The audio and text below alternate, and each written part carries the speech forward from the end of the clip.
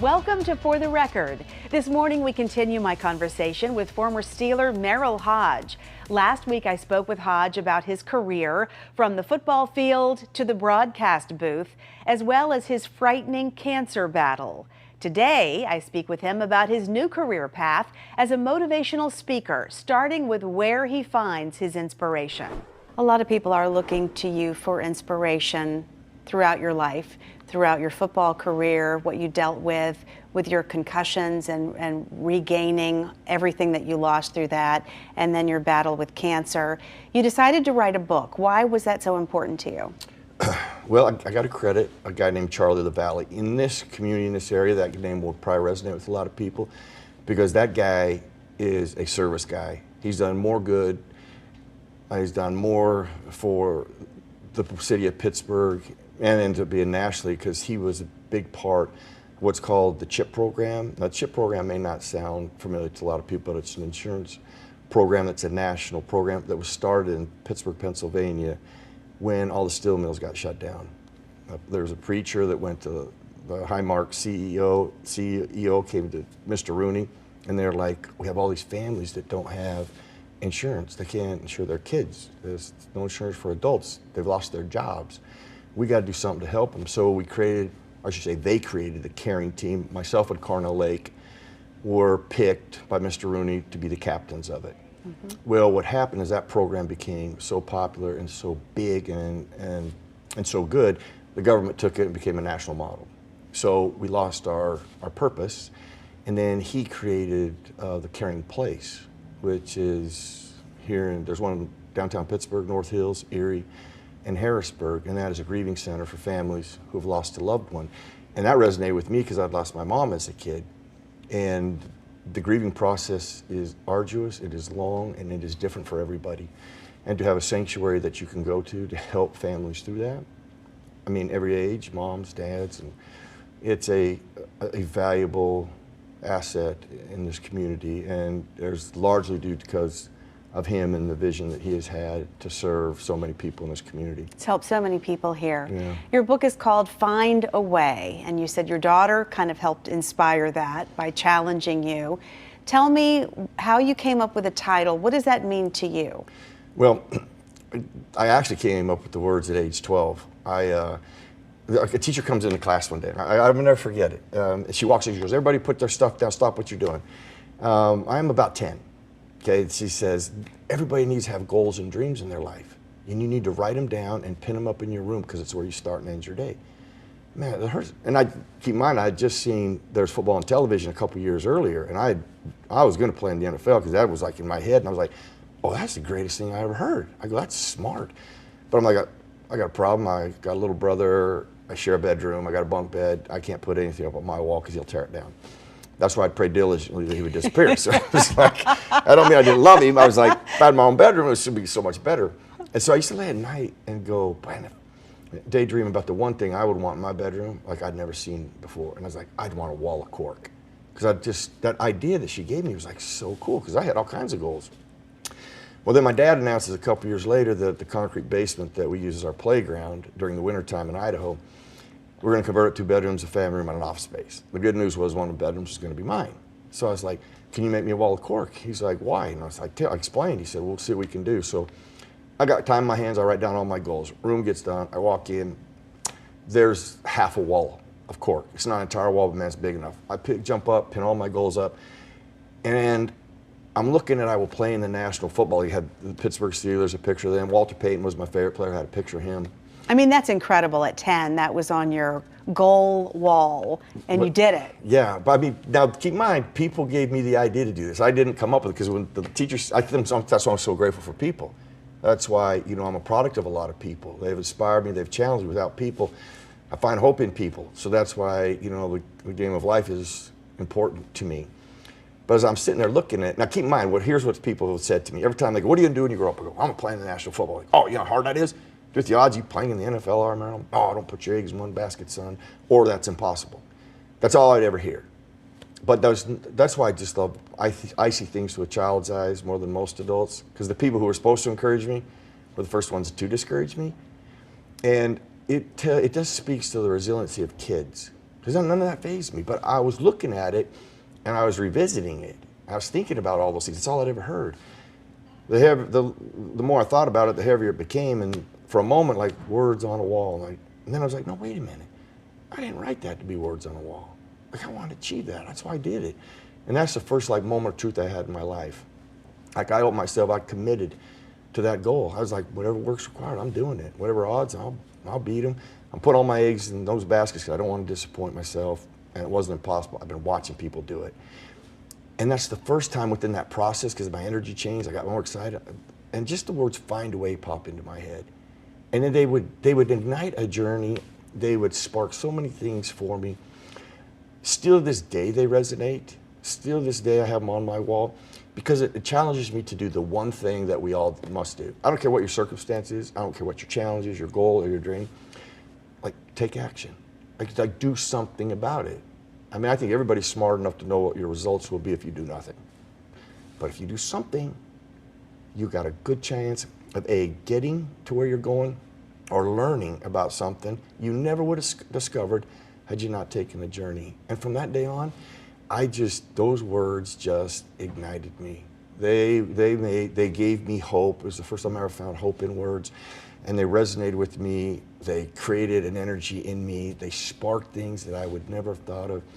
And when I was sitting in a chemotherapy chair going back to Charlie of the Valley, who had come to spend one of the days with me, and I was telling him about that, and he's the one that challenged me to write the book. I would have never thought about writing a book. And then when I said, Charlie, listen, if I survive, I'll write your book. That's all I just left it at that. And a year later, he called me up and he said, remember that book? And I was like, oh man. Then that took me 5 years. A guy who doesn't read very well. I'm like, if I could write a book, let me just say, I should give hope to everybody. Charlie, if I can write one. Well, you've had quite a journey. Well, it is. A lot of things to write about. But that's where it came from. And that's what it turned into. How does it feel to be a motivational speaker now? You go around and encourage people by sharing the traumatic events in your life. How does that make you feel?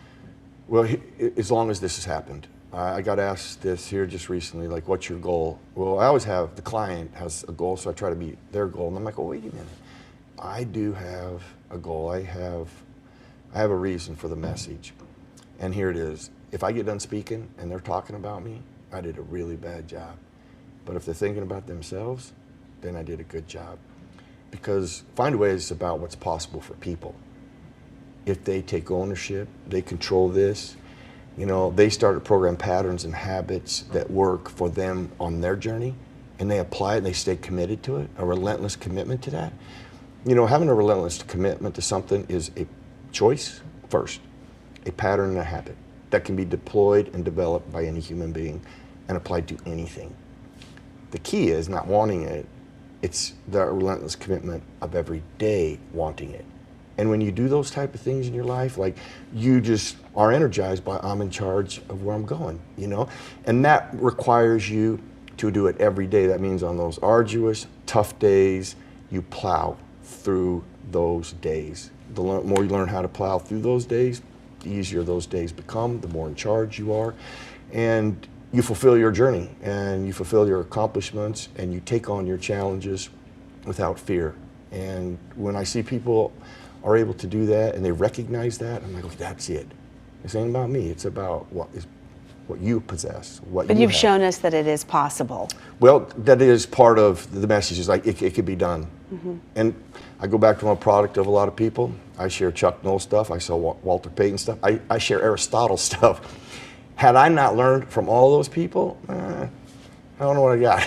I gotta be honest with you. I'm like, it might be an empty message, but with those things that have challenged me, I have learned from, and then I applied it to my life the way I see fit, which is important for people. Is you don't do it how I did it. You do it how you feel you need to do it, how it works for you. Just as long as you're doing something and you're being proactive versus reactive to stuff.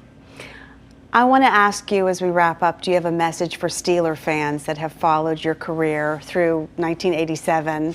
What would you like to say to them? Well, when I say they are the most genuine, they're the best fans in football, I do that for two reasons. Number one, I never won a Super Bowl.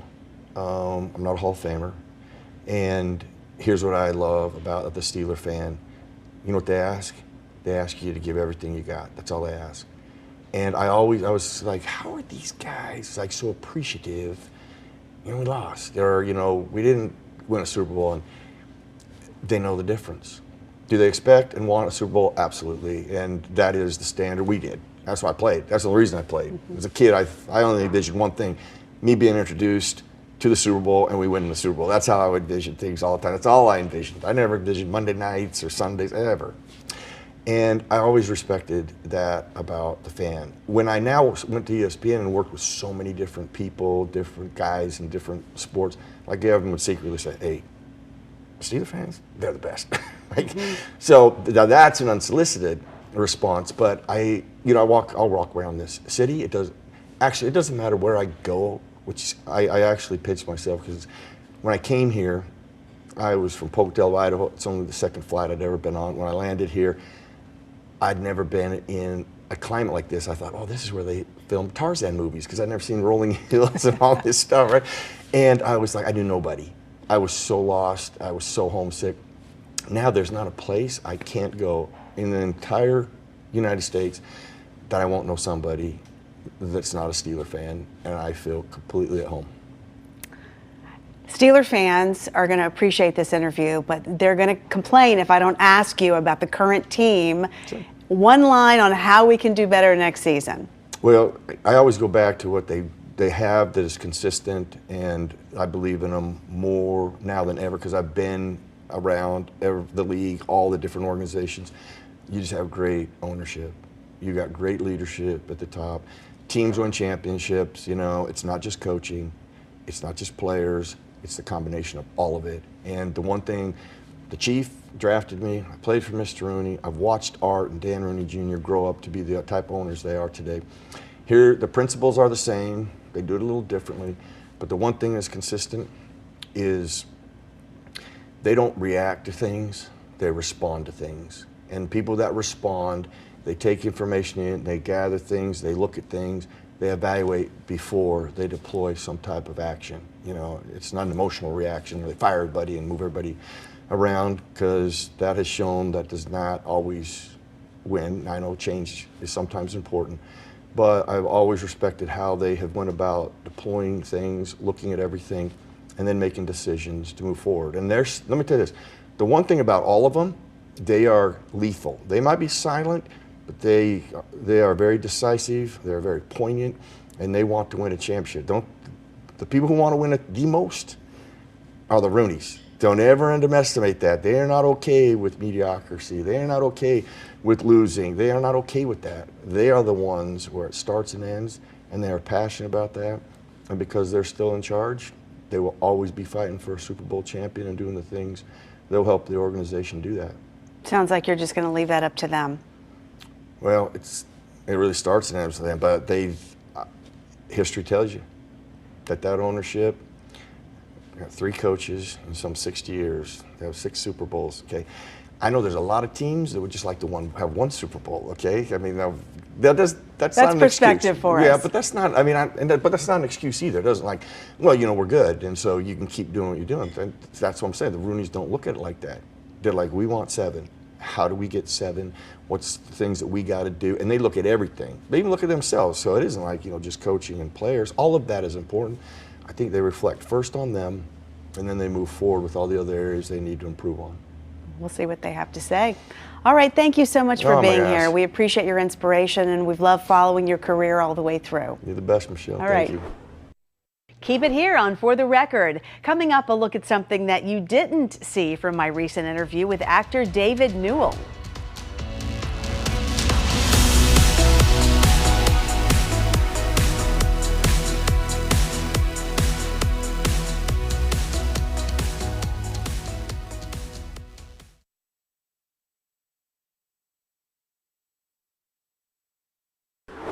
Welcome back to For the Record. Last month, you saw my interview with David Newell, the actor who portrayed Mr. McFeely on Mr. Rogers' Neighborhood. He and I spoke for quite a while at the Heinz History Center. So long, in fact, that we couldn't fit it all into that half hour. So I wanted to bring you part of the interview you didn't get to see that Sunday morning. Take a look.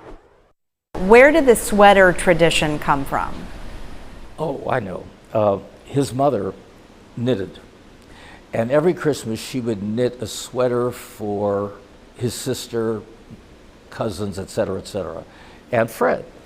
And he would get these sweaters and he collected them, and he had about 4 or 5 when he went and he said, you know, I think I'll use the sweater. And in a way it's a symbol too. He comes in, takes his coat off, puts on a sweater, which is a symbol for play clothes in a way, puts sneakers on, which is sort of a symbol of getting to a child's level. And they were symbolic, I think, and the sweater was symbolic. And over the years, she'd knit more, and after a while, he had about 20 of them over the years that she loved knitting them. And but you know, again, that was something that was part of his mother. That was something that Fred, now that I think of it, it brought his mother. He was so close to his family, and that symbolized his mother. What did you think of the Tom Hanks movie? I know you made a cameo appearance in it. I thought he did a great job. You know, you knew it was Tom Hanks, I think, but I think he did a good job of getting the essence of Fred, and I liked the movie. It was. I think a lot of people were thinking it was a children's movie. They didn't read that much about it, and they would take their kids to it. And it's not really a children's movie unless your kids are in their teens, but it's not a kids' movie. I want to ask you this: how much does it mean to you to have shined such a huge spotlight on Pittsburgh? Because Pittsburgh is very proud of having Mr. Rogers' Neighborhood here. How much does that mean to you? Because everybody associates Pittsburgh with Mr. Rogers' Neighborhood. Oh, it means a lot to me, because growing up, I remember going on vacation sometime and meeting people, and they would say, "Oh, you're from Pittsburgh." You know, it always had this sort of negative title to it. And now I'm so proud not only of the program, but it originates, when you stop to think of it, I think it's the only television program, daily television program, that came from Pittsburgh that I know of. And you were a part of all of that. Yes, and you have no idea how much it meant to me, and still does, being associated with Fred and what he did. You know, had he been an actor and was just reading off a script, that would be different. But he wasn't an actor, he was a communicator. And what he was saying was coming out of who he was.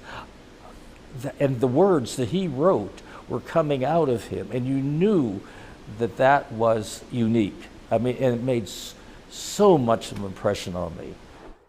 And don't forget, you can see the full episode featuring my interview with David Newell right now on WTAE.com and the WTAE app. Just click the For the Record tab. And keep it here. A look at what's coming up next week on For the Record is right after this.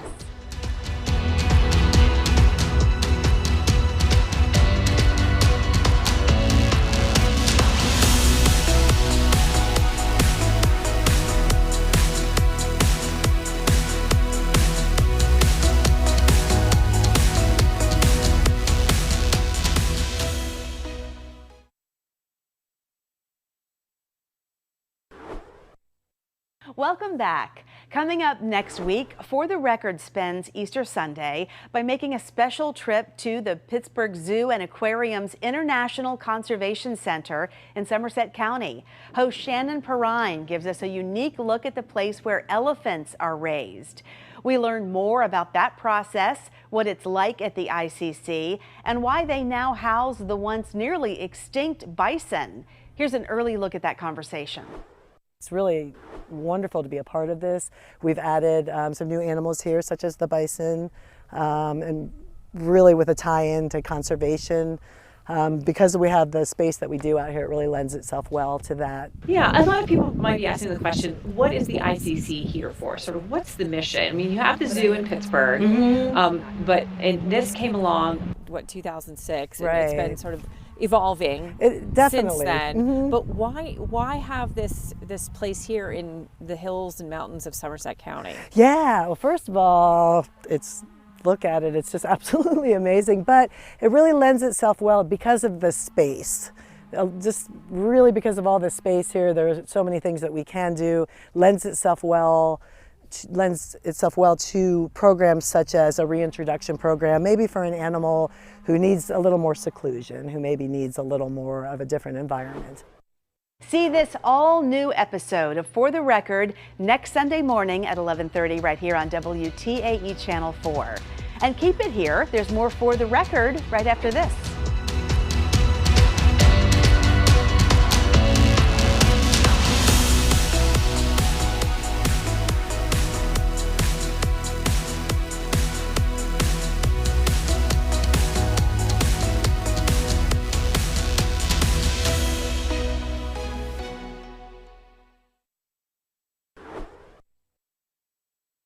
Welcome back to For the Record. If you have a topic you'd like us to address, send us an email to news@WTAE.com. You can also re-watch this episode or any episode with the Very Local app on your smartphone, tablet, or smart TV. Thank you for joining us. Have a good week.